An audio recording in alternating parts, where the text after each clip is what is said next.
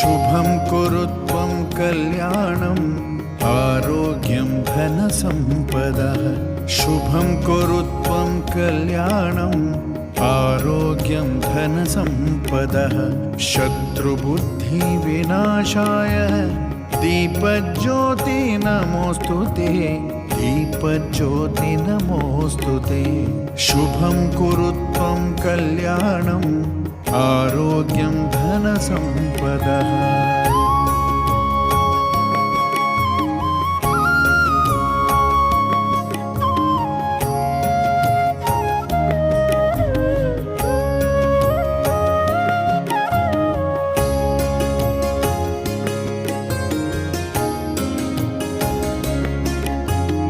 दीपज्योतिः परब्रह्म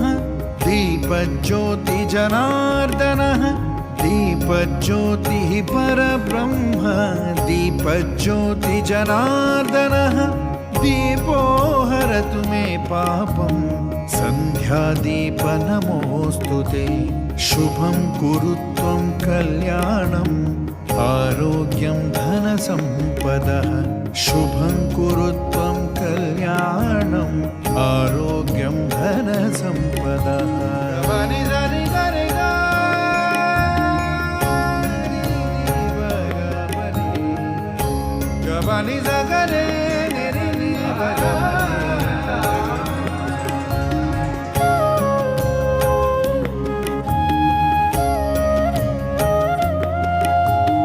भो दीप ब्रह्मरूपस्त्वं